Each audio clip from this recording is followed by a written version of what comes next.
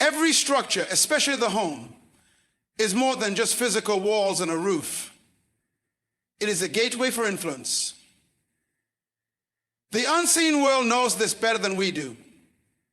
That's why in ancient cultures and even today, altars are built not just in temples, but in homes. Because whoever controls the environment of the house shapes the minds and spirits of those who dwell in it. The home is a seat of formation. It forms thought patterns, values, identity, and legacy. That's why the enemy doesn't start his work in the streets. He starts it in the living room. Witches don't simply operate in forests and midnight gatherings. They understand the power of atmosphere. They look for structures, homes, institutions, systems, because they are carriers of influence. Influence is the real currency of power. If the atmosphere in a house is charged with chaos, fear, perversion, or manipulation, it doesn't take long before that energy seeps into behavior. A home that seems physically secure may be spiritually vulnerable. The enemy is not intimidated by locks and alarms. He looks for cracks in alignment. When order, honor, and purpose are absent, that's when influence begins to shift. Music, movies, conversations, decorations, even emotional climates. All of these become entry points. We're not governed with spiritual awareness. In a spiritual warfare, structure always matters. The enemy thrives on structures that are unguarded and ungoverned. Just like God desires to inhabit a place, so does the enemy.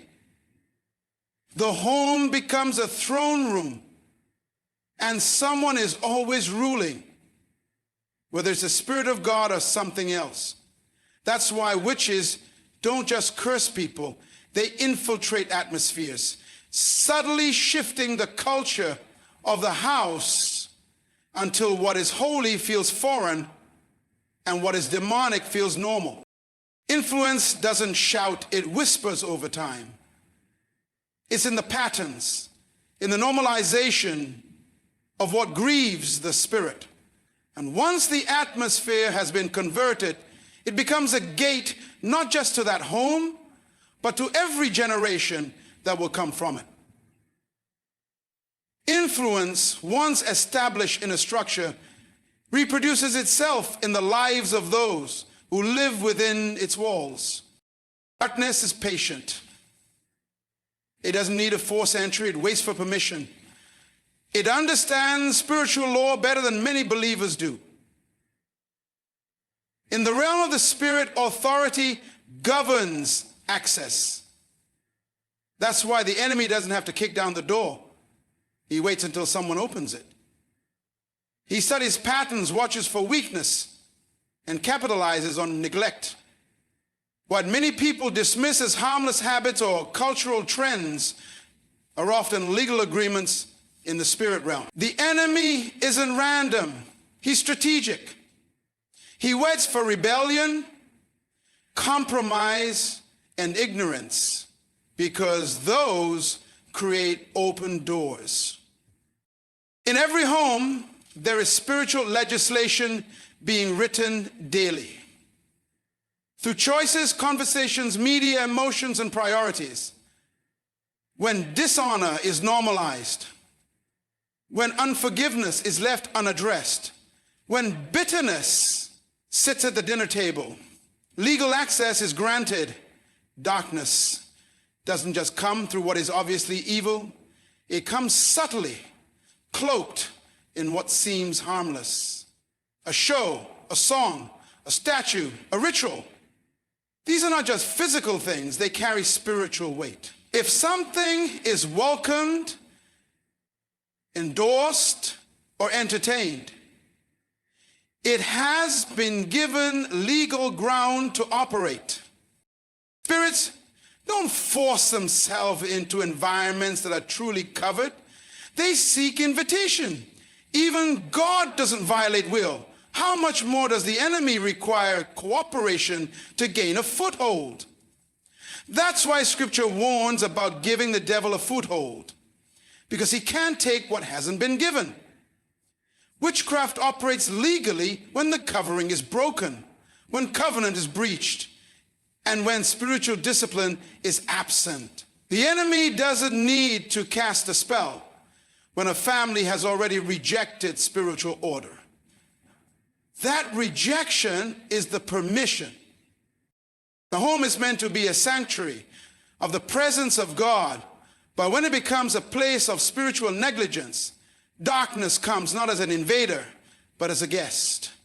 It takes advantage of silence, of passivity, of routines that ignore the presence of God. Every item, every habit, every relationship inside the home can either serve as a shield or as a doorway. The spiritual realm responds to what is permitted. Witches understand this law. That's why they don't always have to work hard to curse. Sometimes they just wait for the house to curse itself. Toleration is not neutrality. It is silent permission. What we allow, even passively, we give room to grow roots. In the spiritual realm, there is no such thing as a neutral atmosphere. Everything is either being cultivated for light or being surrendered to darkness.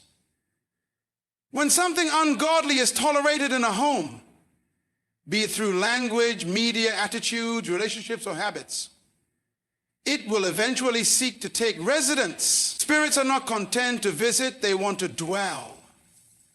They attach themselves to places where they are undisturbed and welcomed, even if by ignorance or indifference. The danger of tolerance is that it desensitizes.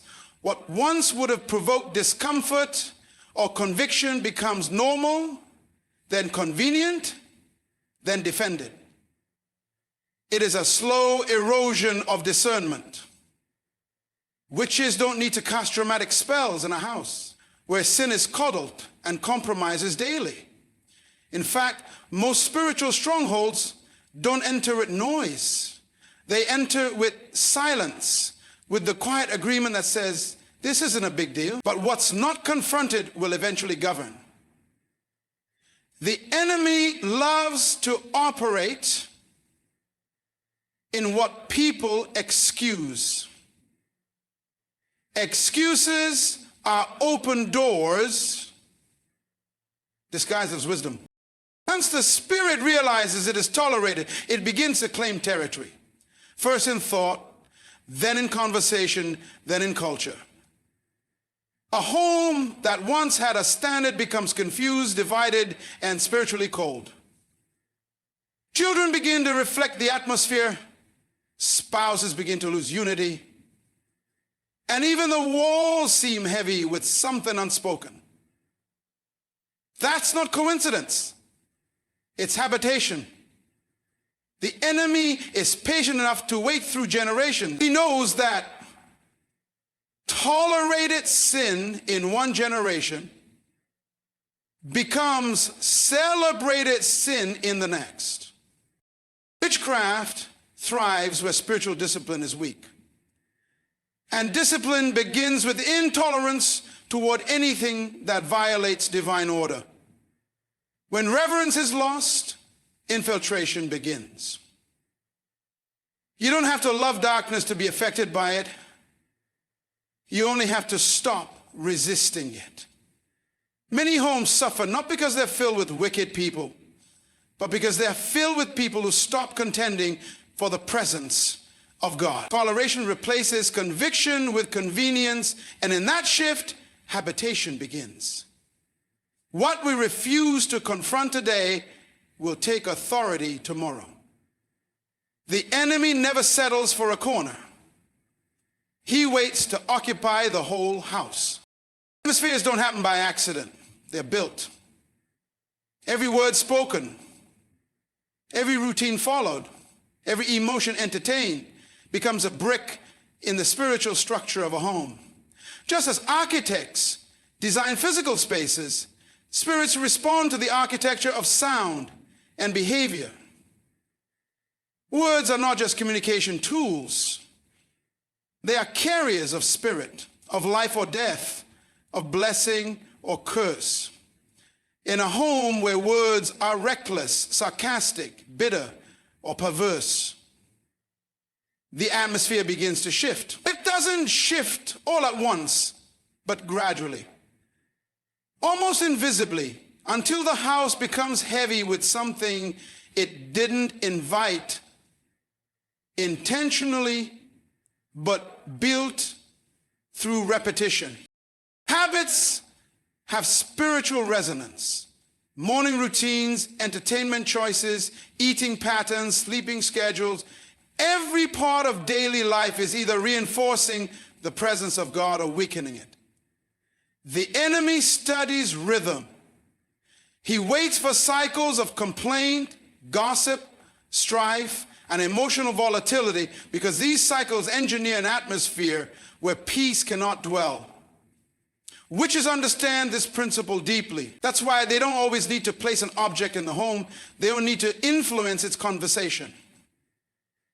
The home will begin to host whatever spirit is echoed most by the words and actions within it. Praise engineers presence. Complaining engineers heaviness. Discipline engineers clarity. Laziness engineers confusion. These are not just emotional states. They are spiritual climates. Families don't just fall apart because of one major event. They unravel under the weight of a toxic atmosphere, cultivated by years of unmanaged words and undisciplined habits. Spirits don't look for chaos, they look for consistency. Whatever is consistently spoken, thought, and done creates a legal environment for spiritual habitation. When God created the world, he spoke, and the atmosphere responded. That same principle remains. What is spoken over a home? Its identity, its future, its relationships, has the power to create spiritual architecture. The enemy wants to hijack that same power by injecting phrases, songs, patterns, and entertainment that glorify dysfunction. Over time, the home becomes hostile to spiritual things, not because someone cursed it. A home with holy habits and life-giving speech becomes a place angels linger. A home with careless words and indulgent behaviors becomes a place demons find comfortable. Nothing in the spirit is neutral. Every habit builds something. Every word invites someone. The question is never whether an atmosphere is being built. It's who is engineering it through what we allow to be repeated. Witchcraft does not need chaos to begin. It only needs misalignment. Wherever authority is out of order, the door to manipulation and control swings wide open. In the spiritual realm, authority is not about domination. It is about divine structure. God's design for the home is intentional. Covering, protection, order, and flow. When that order is disrupted, when a father is absent or passive, when a mother is forced into roles she was never meant to carry alone, when children become rebellious or emotionally neglected, the spiritual hedge weakens. Witchcraft is not always about spells and potions. It often enters through the vacuum left by absent leadership or distorted roles.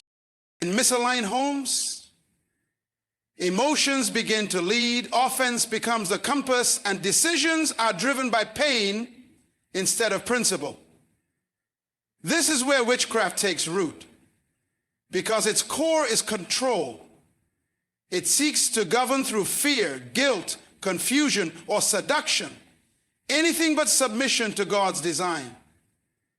A home that lacks clear godly authority becomes vulnerable to spirits that mimic leadership but are fueled by manipulation. That's why sometimes the most seemingly nurturing influence in a house can still be operating under a spirit of witchcraft, when it demands compliance without covenant, control without covering, service without honor. Children raised in misaligned authority structures are particularly vulnerable. They grow up either distrusting leadership altogether or craving it from the wrong sources. Witchcraft loves this because it can then influence without resistance. The enemy knows that a confused child today becomes a spiritually passive adult tomorrow. And that adult, if not healed, will reproduce the same disorder in the next generation. When authority is not honored, the flow of divine protection is blocked. Rebellion doesn't have to be loud, it can be subtle. A refusal to submit, a resistance to correction, a lifestyle that insists on independence from accountability. These behaviors seem normal in culture, but are actually symptoms of misalignment. Witchcraft thrives in such soil because it offers the illusion of control when God's order has been ignored. Even spiritual authority can become a tool of witchcraft when it moves from servanthood to domination. Husbands who control rather than cover, wives who manipulate rather than nurture, leaders who use fear instead of vision.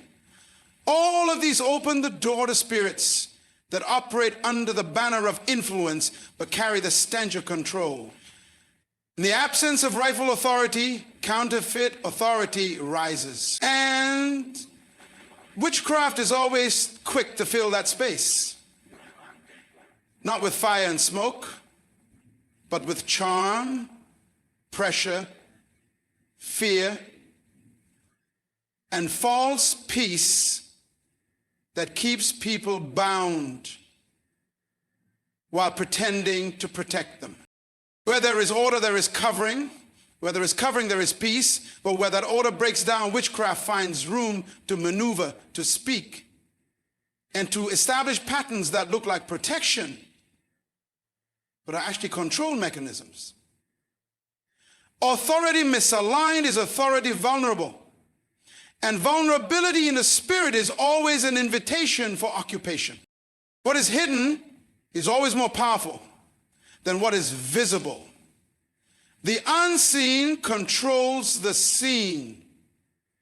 And this is a law in both the natural and spiritual realms. The foundation of a building is never noticed, yet it determines whether the structure stands or collapses.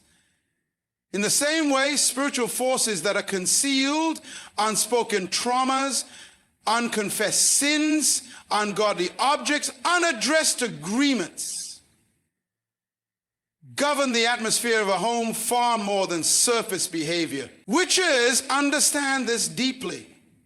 That's why they don't need to manifest openly. They plant things. They bury items, implant thoughts, introduce rituals, and leave objects that carry spiritual assignments. These things may be invisible or overlooked, but they establish dominion over the space.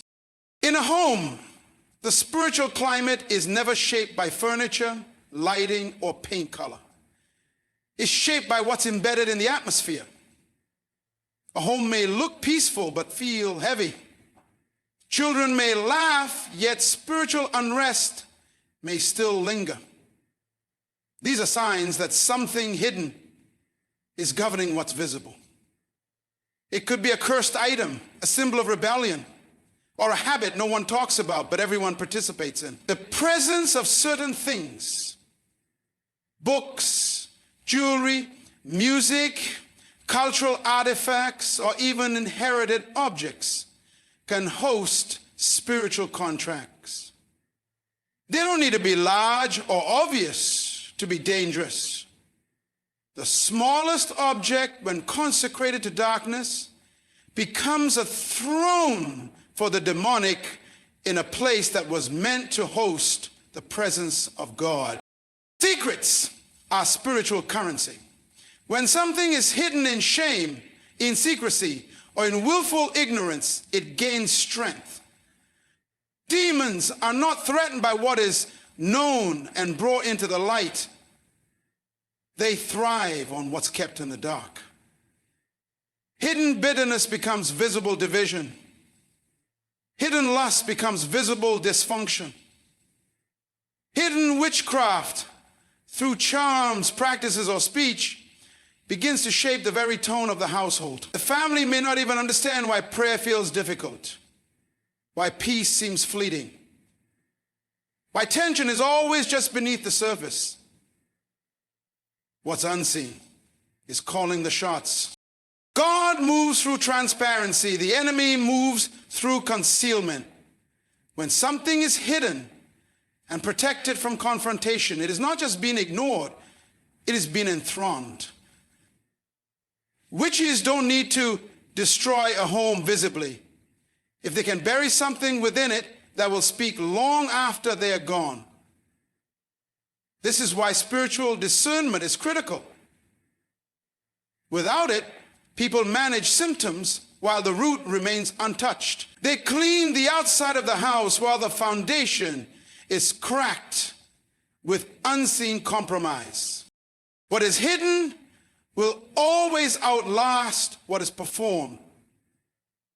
The words, the smiles, the routines, all of it can be a performance if the root issues are never brought into the light.